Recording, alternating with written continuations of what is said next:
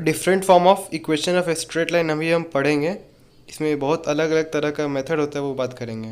पहला हम चलते हैं, क्वेश्चन पहला है ये हमारे पास कोई ग्राफ है, ये ऐसे दे रखा है। यदि कहीं हमारे को इसका एम दे रखा हो, ठीक है, इसका स्लोप दे रखा हो, और ये जो कट करता है वो सी पे कट करता है, ठीक है, तो इस इक्वेशन का इस लाइन का इक्वेशन होगा y is equals to M x plus सी।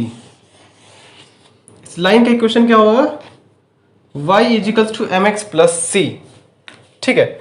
हमारे को इसमें क्या है, हमारे को दिया क्या जाएगा? पहला स्लोप, दूसरा कहां पर ये y एक्सिस को कट कर रहा है,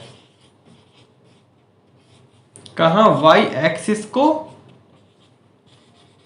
कट कर रहा है, ठीक है। तो हमारे को यदि कहीं ये दो चीज हमारे पास दिया रहेगा तो हम ये इक्वेशन से बना करके हम निकाल सकते हैं। इसी में दूसरा कंडीशन है, यदि यही वाला जो है लाइन यदि कहीं सेंटर से पास करे और इसका स्लोप दे रखा हो m, तो इसका लाइन क्या हो जाएगा? यहां पर c कितना है?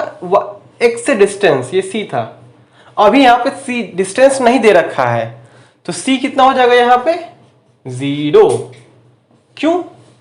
क्योंकि ये जो ये घसक के नीचे आ गया, तो x एक्सिस से डिस्टेंस कितना था? c था। अब x एक्सिस से डिस्टेंस कितना है? इससे डिस्टेंस कितना है? 0। क्यों? क्योंकि हम यहीं से बात करेंगे, इस 0 वाला कोऑर्डिनेट से। तो इस केस के अंदर में हमारे पास m कितना दे रखा है? m, c कितना है? 0। तो इक्वेशन क्या हो जाएगा? y is equals to M x plus 0। तो ये हो जाएगा y is equals to M x, ये हो जाएगा y is equals to M x. ये हमारा आंसर हो गया।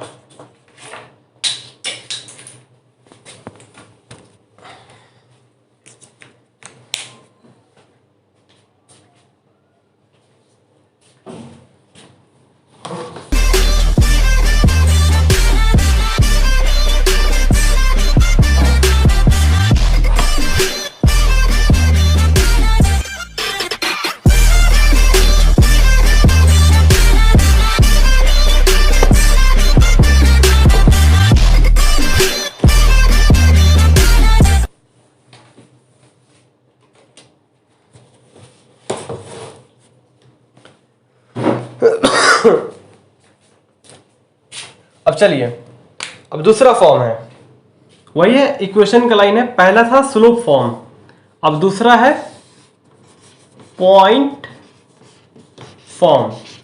यदि कहीं आप लिखना भूल गए होंगे तो वीडियो को बैक कर लीजिएगा और लिख लीजिएगा। इसमें क्या है?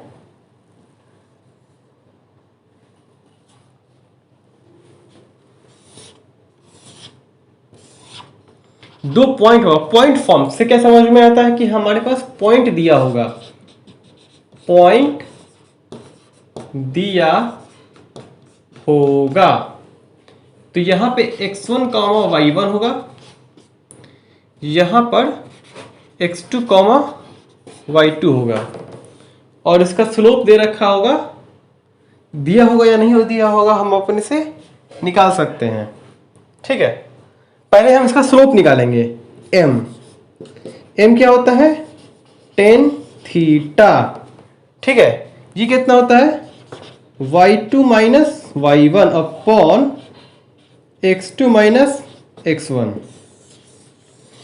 ये स्लोप होता है, ठीक है। तो हम इसको m मान लिए हैं, ठीक है। y2 माइनस है फाइनल y का, y2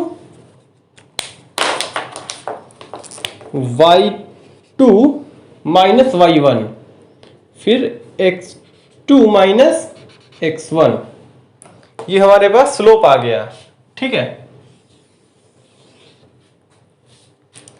अब क्या करते? इक्वेशन वही हमारे को जनरल फॉर्मूला पता है, y इज इक्वल्स, यहां पे इस देखिए पॉइंट फॉर्म में क्या हो जाएगा, y minus y1 is equals to, कोई भी एक पॉइंट लेंगे, या तो आप y1 ले सकते हैं या y2 ले सकते हैं, कोई भी ले सकते हैं। हम एक बार क्या करते हैं, यहां पर y1 लिए हुए हैं, 1 वाला लिए हुए हैं, ठीक है। y minus y1 is equals to m x minus x1, ठीक है। y minus y1 is equals to m x minus x1, m का वैल्यू हम यहां से पुट कर देंगे, ठीक है। तो ये बनता है y minus y1 is equals to y2 minus y1 upon x2 minus x1 x minus x1, ठीक है। ये हमारा पॉइंट फॉर्म में इक्वेशन ऑफ लाइन आ गया। ये आया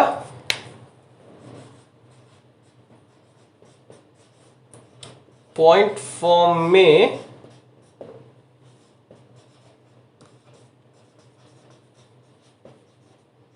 इक्वेशन ऑफ लाइन। एक बार हम इसको फिर से समझ लेते हैं। देखिए हमारे पास पॉइंट फॉर्म में हुआ हो तो पॉइंट दिया रहेगा, क्या होगा, पॉइंट दिया रहेगा। हमारे पर x1 y1 दे रखा है एक पॉइंट, ये फर्स्ट पॉइंट हो गया। भाई पॉइंट का कोऑर्डिनेट होता है ना x1 y1, ये सेकेंड पॉइंट हो गया x2 y2। अब हम क्या करते हैं, पहले इसका स्लोप निकालते हैं, क्योंकि स्लोप हर जगह काम आएगा। तो स्लोप m होता है, स्लोप को हम tan थीटा बोलते हैं, और इसका हमें फॉर्मूला अलग से याद रखना होता है। tan थीटा ये होता है y2 minus y1 upon x2 minus x1, ठीक है। ये देखिए फिर क्या हुआ, y minus y1 is equals to m x minus x1। कोई भी एक पॉइंट, यहाँ पे हम दूसरा भी ले सकते थे x वाला भी ले सकते थे, उसको भी हम लेकर के बनाएंगे। ये हो गया, ठीक है। अब जब हम लेते हैं 2 वाला, क्या लेते हैं, 2 वाला, यहां पे हम बना देते हैं।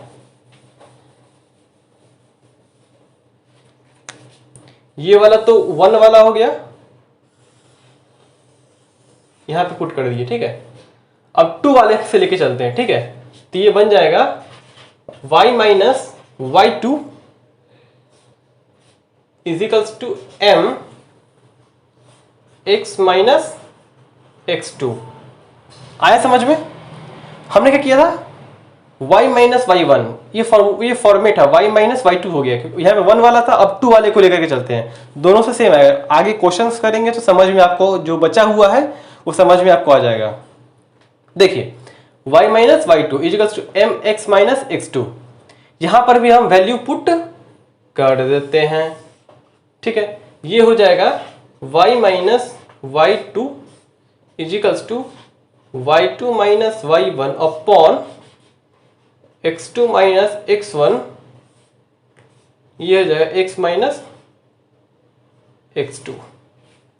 ये हमारा इक्वेशन ऑफ लाइन आ गया पॉइंट फॉर्म में।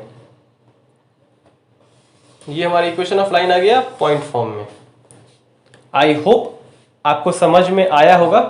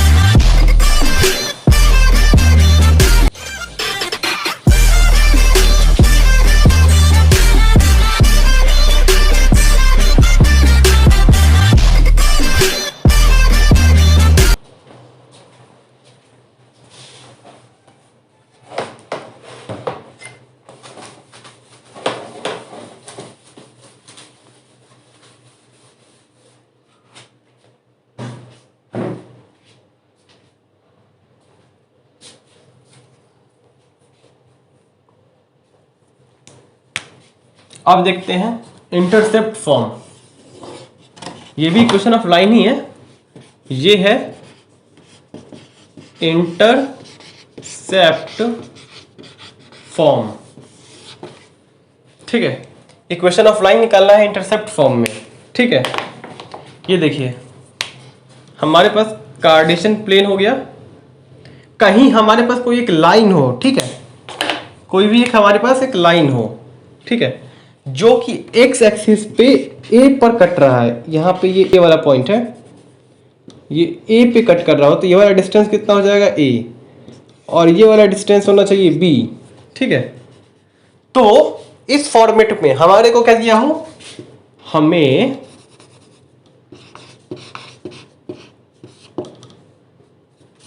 इसको लिखिए ऐसे, हमारे पास ए एंड बी हो तब इक्वेशन ऑफ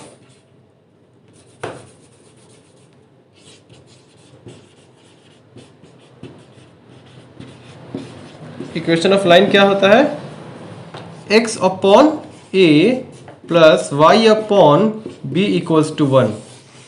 ये हो जाएगा intercept form, equation of line in intercept form, ये होता है।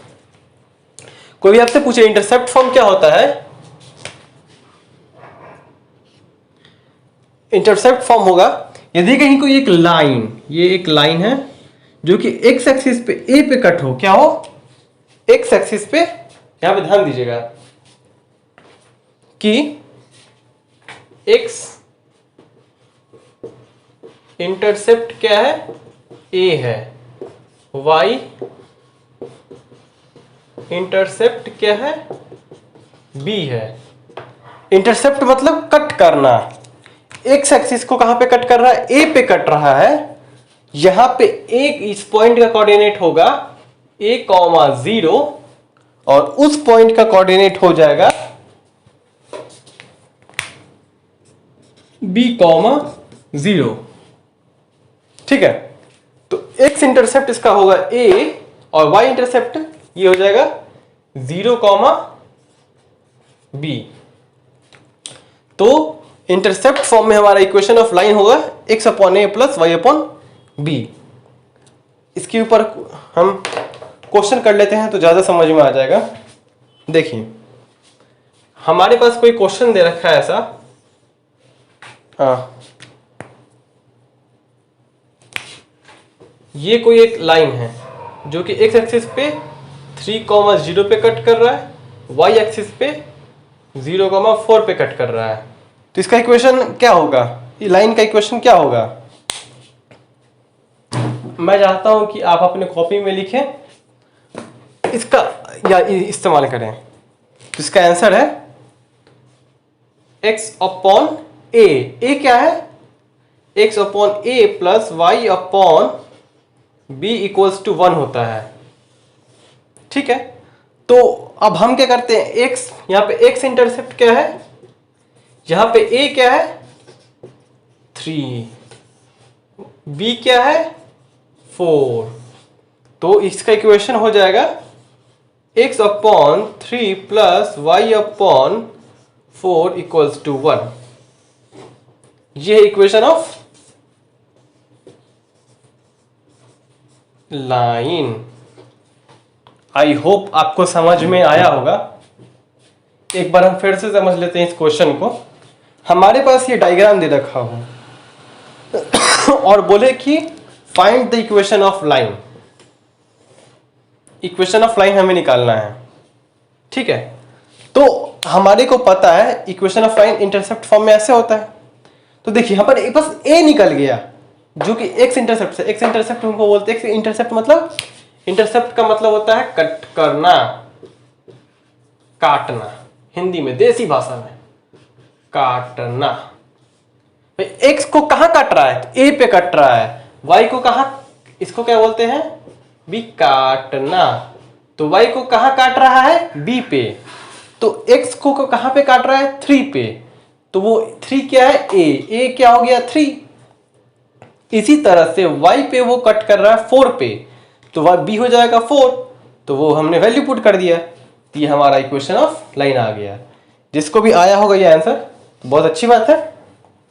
अब अगला टॉपिक देखते हैं।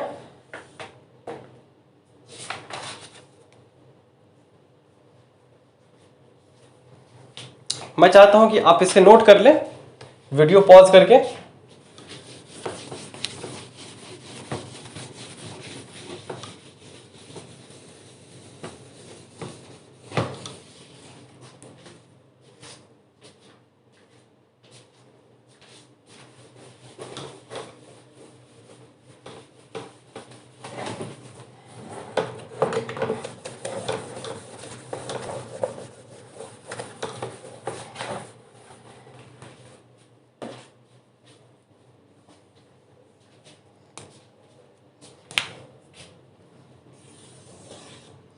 अब इक्वेशन ऑफ, अभी हमारे पास आएगा अगला है normal form. Equation of line in normal form, इसका मतलब हुआ कि हमारे को इक्वेशन ऑफ लाइन निकालना है नॉर्मल फॉर्म में।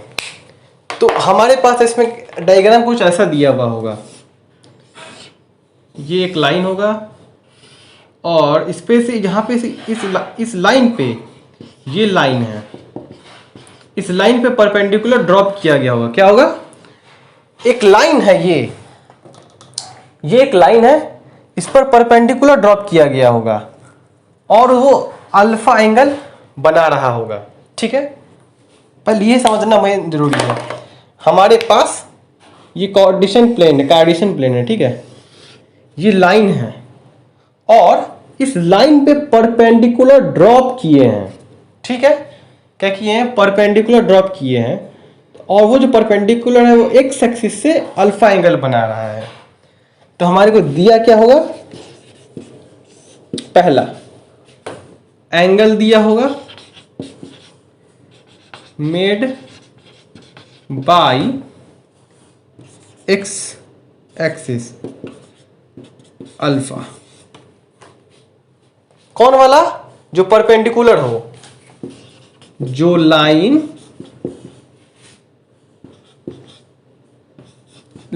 पे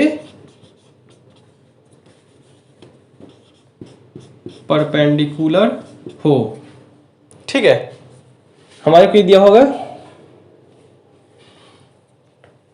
पहला और इसका लेंथ दिया रखा होगा h।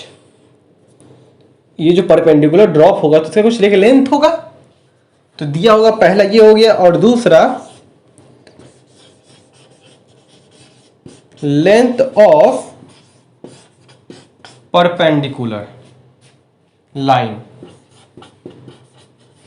इस लाइन का लेंथ दिया होगा। क्या होगा, इस लाइन का लेंथ दिया होगा।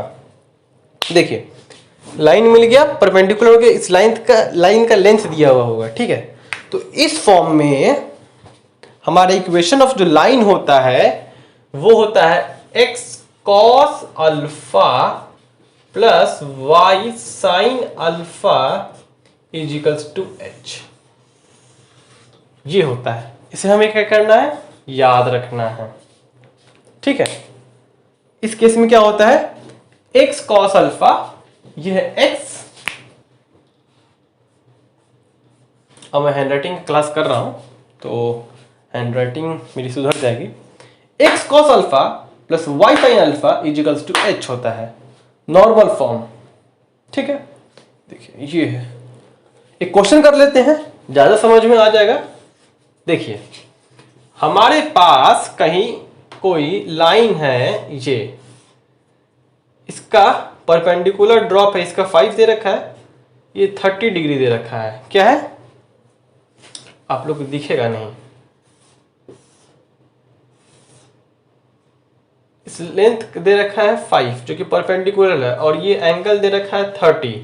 ठीक है, तो इस लाइन का इक्वेशन क्या होगा, इक्वेशन ऑफ लाइन क्या होगा, ये होता है x cos 30 degree plus y sine x cos alpha, alpha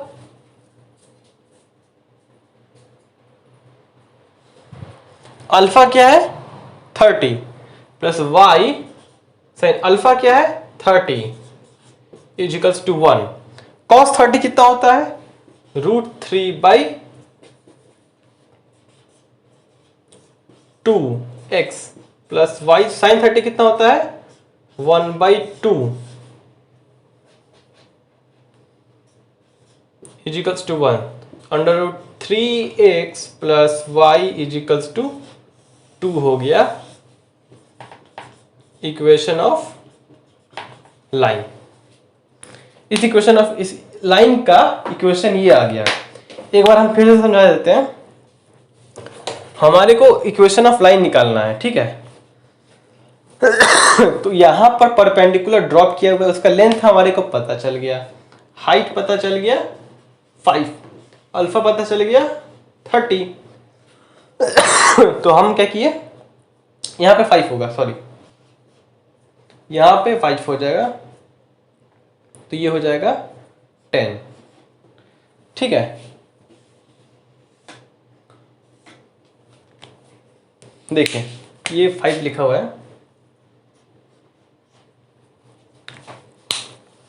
ये इक्वेशन ऑफ लाइन में क्या है कि हमारे को h दे रखा होगा, ठीक है, और एंगल दे रखा है। तो हमको पता है x cos अल्फा, तो x cos अल्फा क्या है 30 plus y sin alpha, alpha क्या है 30 पुट किया इसके अंदर, अल्फा के अंदर में अल्फा में हमने 30 पुट कर दिया, तो ये हो जाएगा साइन अल्फा इजिकल्स टू 5।